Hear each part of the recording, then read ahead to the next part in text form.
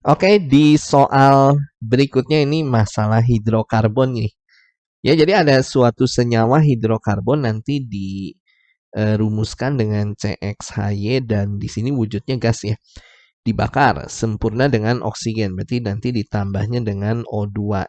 Ya, ingat, suatu senyawa hidrokarbon terdiri dari hidrogen dan karbon kalau dibakar dengan oksigen nanti akan menghasilkan produknya yaitu CO2 karbon dioksida ditambahnya dengan H2O. Nah, ini reaksi pembakaran yang umum ya dari suatu senyawa hidrokarbon. Nah, di sini ada keterangan gini, nantinya dari reaksi pembakaran ini akan menghasilkan 264 gram CO2. Yuk kita coba kasih keterangan di sini ya. CO2 yang dihasilkan adalah 264 gram, ini masanya ya. Jadi massa dari CO2 yang dihasilkan 264 gram.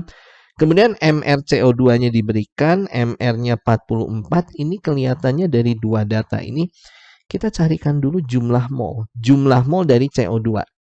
Nanti dapat jumlah molnya kita bisa taruh di sini nih. Kenapa kita carikan jumlah mol? Karena sekali lagi dalam satu reaksi nantinya jumlah mol itu sebanding dengan koefisien. Dengan kita mendapatkan jumlah mol, nanti kita bisa menentukan koefisien di sini. Kita bisa setarakan reaksinya sehingga nanti ini yang jadi pertanyaan rumus molekul dari hidrokarbon yang mungkin nih. Artinya X sama Y-nya harus kita carikan nih. Nah, mencari X dan Y ya kita harus cari koefisien nih. Masing-masing dari CO2 dan H2O nantinya.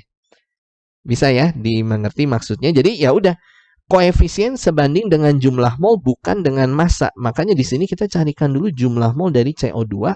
Gampang, dari data massa dan MR mencari jumlah mol ya jumlah mol atau N sama dengan M per MR. Langsung aja ya. Ini rumus umum. Nah, massanya 264 dibagikan dengan MR yang 44, kita taruh di sini 264 dibagi 44 itu 6. 6-nya di sini 6 mol ya. Nah, nanti yang 6 mol kita taruh sini ya. Ini adalah jumlah mol dari si CO2-nya. Paham ya? Nah, kemudian diketahui juga yang H2O nih. H2O di sini 54 gram itu masanya juga ya. Massa dari si H2O adalah 54 gram dan kita mengetahui MR dari H2O ini umum lah ya. Itu ditambahkan dari AR-AR-nya. ARH itu kan 1, nanti dikali 2 ini karena H2. Jadi 2 ya, ditambah oksigen yang 16. Ini ARO itu 16, ini umum lah. Ya, jadi 2 ditambah 16 itu adalah 18.